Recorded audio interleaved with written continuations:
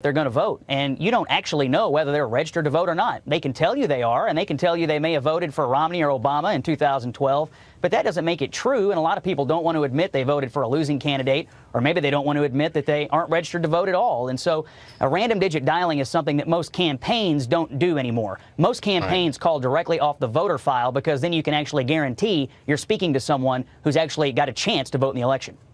Now, talk to me a little bit about more about margin of error. When you say if a margin of error is 3.5, which is a common margin, 3.5, 4 points, that means that you're talking about a range that could be as high as 7 or 8 points, right?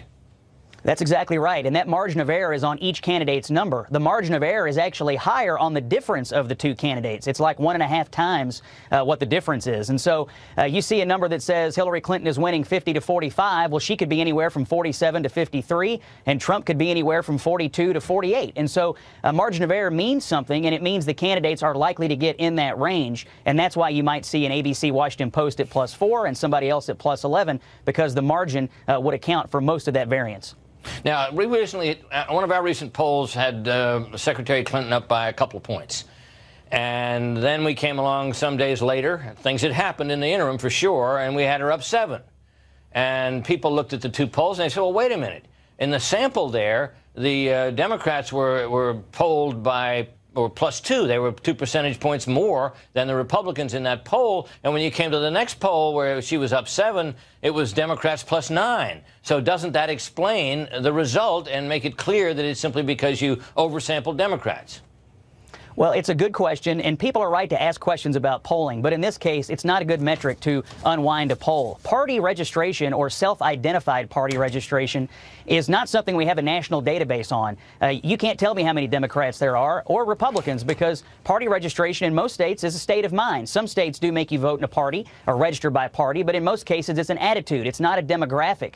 And so the truth is, in most presidential elections since the 1950s, Democrats have had a slight, or in some cases, enormous party identification lead over Republicans, but it hasn't always meant that Republicans lost. In 1980, Democrats had a registration ID of +15, and we know Ronald Reagan won. Democrats led in 84 and 88, and Republicans won.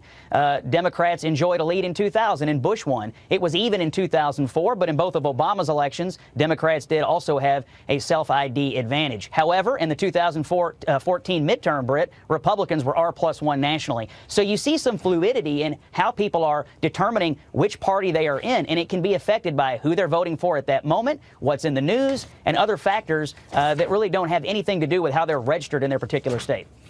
Very helpful, Scott. Thanks very much. Right now, Donald Trump's getting ready to speak at a Wisconsin rally. Earlier today, Trump continued his talk about a rigged election, but he took that one step further this time. He tweeted as follows: of course, there is large-scale voter fraud happening on and before Election Day. Why do Republican leaders deny what is going on? So naive. And on Sunday television, top Trump surrogate Newt Gingrich argued in the strongest terms that the election is being rigged by the media. Watch this. I think that without the unending one-sided assault of the news media, Trump would be beating Hillary by 15 points. That is a remarkable assertion. Unique so far to Mr. Gingrich, but I wouldn't be surprised before too long to hear Mr. Trump say something like that as well. Our nightly political panel is here: Guy Benson, political editor of townhall.com, and Mara Liasson, national political correspondent at National Public Radio. Well, what about this? This is the news of the day. The claims that made over the weekend and again today that this election is being rigged. Newt says it's by the news media. Mr. Trump seems to make a somewhat broader charge. What do you think, Mara? Well, there are two different charges. One, to say it's rigged by the media. In other words, the deck is so stacked against me, I don't have a chance to win. That's almost a rationale for why he might lose. Saying that the election is rigged by voter fraud in advance of any voting, he seems to know this. Well, there's been some. Well, there's been some early voting, that's true. But he's been saying this for quite a while, that the only way he can lose is if the election is stolen from him. That's pretty extraordinary. And that has a lot of Democrats and Republicans worried, because the peaceful transfer of power is a fundamental aspect of our democracy. And is he saying that any result that isn't him winning is illegitimate? And we have now secretaries of state from all around the country saying, no, you know, our processes are fair, they're secure, we have all these built-in safeguards. Sure, some people might try to cheat, but to say that the system is rigged, in other words, that there's some kind of a conspiracy, is not true. The system isn't rigged, right? There could be voter fraud, and there is voter fraud on a small scale across the country. Democrats often deny this, but it is a fact.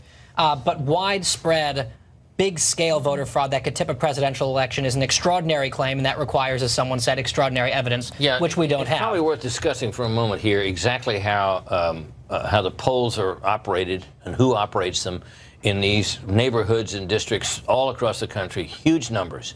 My understanding is that, there are election officials who see that ballots get distributed and may set up equipment.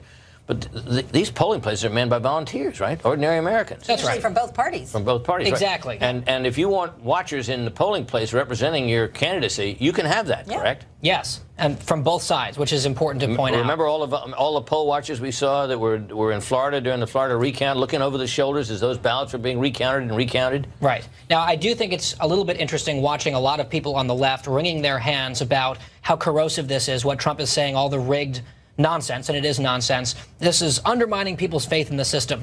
Well, Al Gore was just at a Hillary Clinton rally this past week where people were chanting that he won Florida, which is a lie. He did not. John Kerry whispered for years to reporters that he was convinced Ohio was stolen from him in 2004. There are people who do this to sort of set a narrative after the fact. What's interesting here is Trump is trying to set the narrative before the fact, because I think he knows, based on actual real polling, he's losing. And, the other thing that could be unintended consequence of this, he says over and over again, the system is rigged. The subject is, I don't stand a chance. That could suppress his own vote. If you think the vote is rigged, why should you bother to go out? Well, another point that's worth making is that it seems that the number of votes cast in a state, and certainly in a nation, is so vast that it would be extremely difficult to rig enough of the votes to change the outcome, even in a given state. But when you're talking about local elections, where you have a much smaller volume of votes, it seems to me that you can make a pretty good argument that local races could be rigged. Yeah, and another point that these secretaries of state have made is that most of the vote counting is not online. In other words, these are not systems that are all hooked up to the internet that would be subject to somebody hacking in and changing the results all over the country.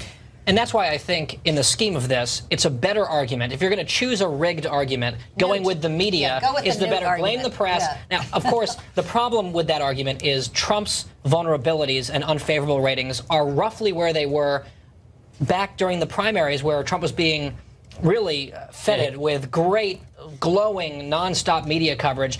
He's losing this all on his own, but blaming the media, which is clearly biased against Trump, by the way, that's a better point to try to make. What's interesting about that is that the argument is made that the media has hurt Trump, and I think in a strange way, from the beginning, it's hurt Trump, because the wall-to-wall coverage that he got live for his speeches and news conferences and so on, event after event after event, going on for months on end, did propel him to the Republican nomination, but it also left him, by the time that nomination was secured, with these extraordinarily high unfavorable ratings with in the 60s.